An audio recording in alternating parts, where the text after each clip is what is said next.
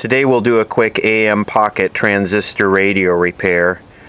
This is just one of those little dime store AM transistor radios that you see floating around everywhere. And this actually worked probably 6 months ago, and this is just one of those that you kind of keep in the car, keep in the go bag, keep by the bed in case there's a disaster. Everyone should have one of these. Just in case something happens, natural disaster, something, and you need to grab a radio, the cell phones are down, the landline's out, the power's off. Everyone should pick one of these up and restore it and have it working. It's a good thing to have within reach at all times, because AM, as you know, at night will propagate 1,000 miles or more. So any kind of localized event, you should still be able to get information on AM broadcast. Anyway, this thing worked, and the battery is good. I'll show you what it does now. I'm going to turn it on.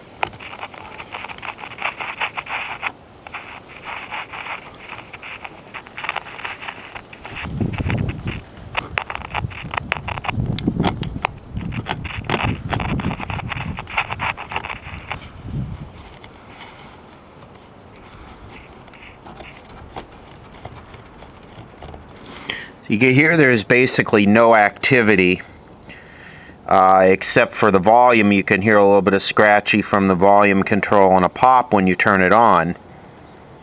Let's take a look at the inside. There's not much to these. The design is pretty common. Like I said, they made 1 billion of them under 1 billion different names, and they made multiple transistor count. Some of them had audio transformers, some of them didn't. Basically, this is a 1 IF setup, so right down in there you can see that transistor there with the yellow dot. That is probably our converter oscillator transistor. This is the oscillator coil, the red slug. Then the first IF transformer and the second IF transformer. Here's the IF transistor, the IF amplifier, and then right here is our detector diode. And then over here, this would be our audio driver and our audio outputs. So not much to this thing. These early silicon transistors that have the domed top are very problematic, and they're almost to the point where I would suggest that if it was a high-end repair, you just change them all. So right off the bat, I am going to suspect either the converter is bad, the oscillator transistor up here is bad, or the IF transistor. Now we could check that with the signal generator, and that's what we're going to do. We're going to just try and pop 455 into this area, just radiate it in here somewhere and see what kind of activity we get. Okay, we're going to use a signal generator for the first test. We're on AM modulation, internal modulation, probably 1 kilohertz. Frequency is at 455 kilohertz. The power is at -27. I'll turn the power all the way up to start off with. And on the radio, I got the volume all the way up. And now I should be able to pick this up through the IF. Just by putting this in the vicinity should be enough to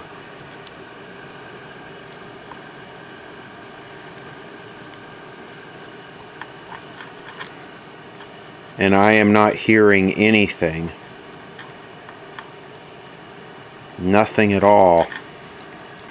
Alright, so here's the next trick. This is just a big roll of wire, right? So that should act as a massive antenna dumping that 455 in there, and I'm not getting anything. So that would lead me to think that maybe the IF is not working.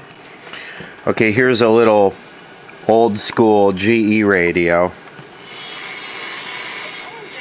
And I'm going to take...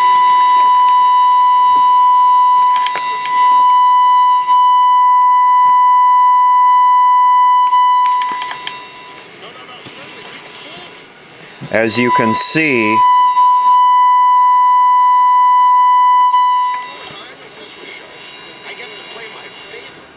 no problem there, but yet this with the thing all the way up, there's just nothing.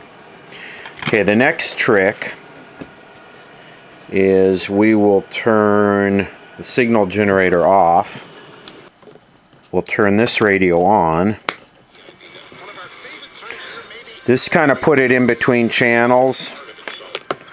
Set this on top of it with this on, and then what I'm going to do is I'm going to tune this, and we'll see if we hear the oscillator in here in the working radio.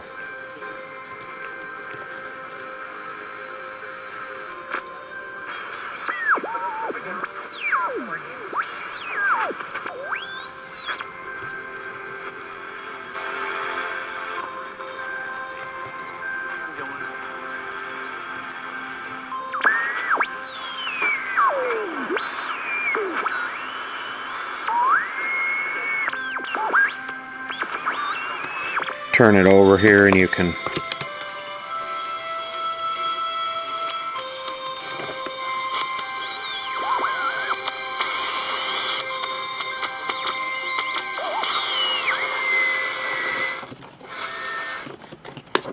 okay, so that pretty much shows us that the oscillator is running in this radio because we're hearing it interfere. And I know you old school radio guys that have been doing this forever, you know all these tricks. But I notice these small radios are becoming popular with some of the younger guys, and that's great. You guys need to know how to fix them. They're fun little toys to have. They really are, and they are a good emergency tool. Like I said, you should have one within reach, which I pretty much do because I'm in earthquake country. So I'm looking at that IF transistor. Obviously the oscillator's running. Obviously the driver and the amp's working because we're hearing static when we turn the volume control. And we could take an extra step and prove that by injecting audio into the back of the volume control. But I don't think we need to go that far. All we need to do is pull this IF transistor out. Get a good look at that.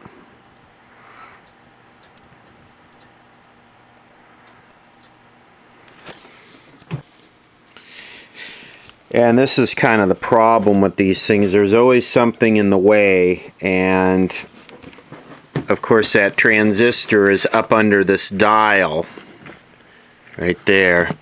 And the way this dial is assembled is there's a screw in the middle, and they glue this, after they screw the dial on, they glue this aluminum indicator over it. So what I'm going to try and do is I'm going to try and very delicately get to the solder joints up underneath here without removing the dial. I think I might just be able to kind of access it. This is where something that appears that it's going to be easy starts to suck. I really don't think I can get to that under there, so I tried pulling this off, and I got the razor blade under it, but it's glued on there very well, and if I pull it off, it's going to damage it to the point where I can't get it back. Now, I did the damage on the back side of it where you'll never see it when it's together in the radio. I'm going to have to try and unsolder it with that knob on there. Okay, the transistor is out, and you can see what we got there. This is where doing something like this right seems impossible, because these transistors never have a number on them, or never have a number that's cross-referenceable to anything. Because if you were to go out and buy an NTE replacement or some replacement of this, it would cost more than the whole radio. So I don't know what kind of transistors they used, but while soldering iron was warming up, I took a look at the schematic and kind of drew it out, and I think there's a disc capacitor in here, but this is basically it. There's nothing. There's no resistors.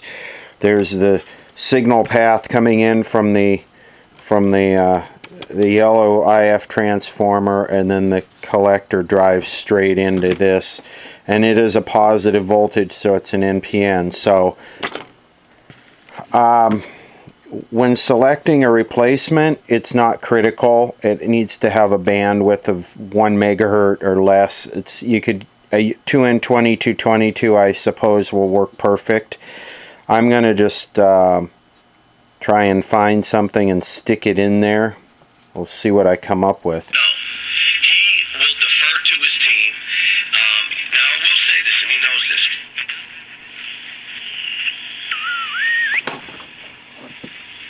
And while he's getting in, California Honda person, and I'm calling to give you a random act of helpfulness. Yeah, is it here? 유가족 여러분들이 보내셔야 하는 가장 힘든 시기, 그 슬픔을 함께 하겠습니다. 품격 있는 장례 서비스를 제공하는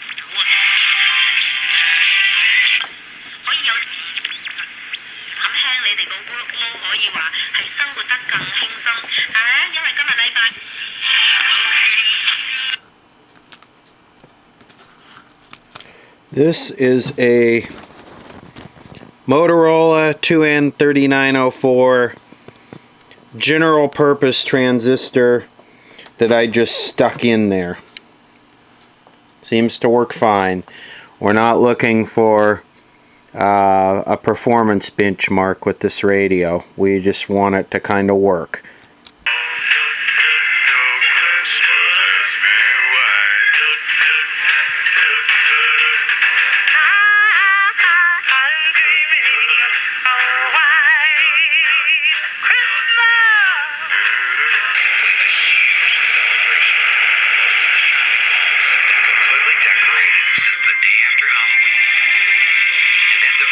Processing headquarters.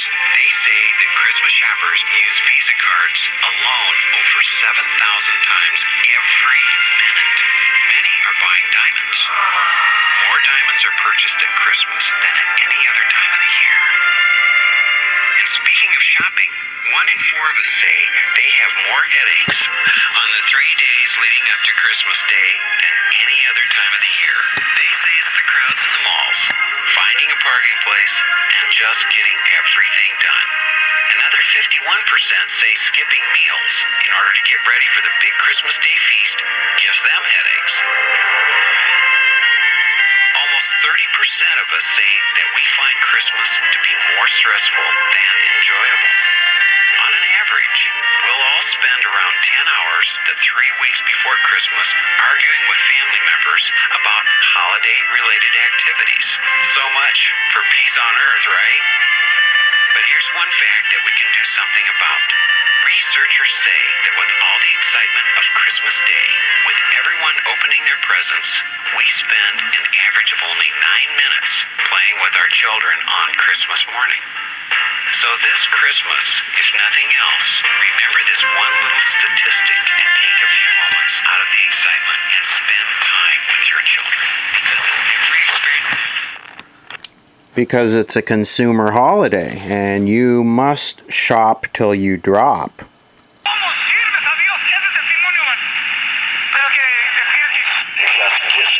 They grow up in a Baptist church, and their father has a narrative, and they may look at Michael Center. I get this. It's from London. Oh! Mr. Gower cabled, you need cash. Stop. My office instructed to advance you up to... Southland weather from KFI. Wind advisory in effect until 10 tonight. Partly cloudy, breezy, 20% chance of showers this morning. Temps will be in the mid-50s to around 60 today. Like there being a war against football. Dude, can I show you way?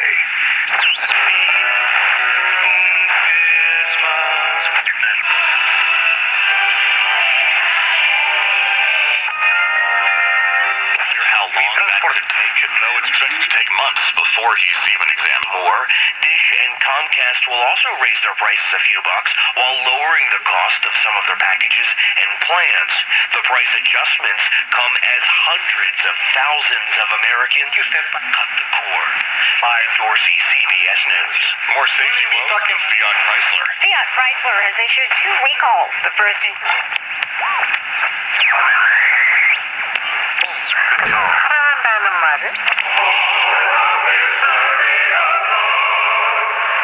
Los impresionantes reembolsos de fábrica.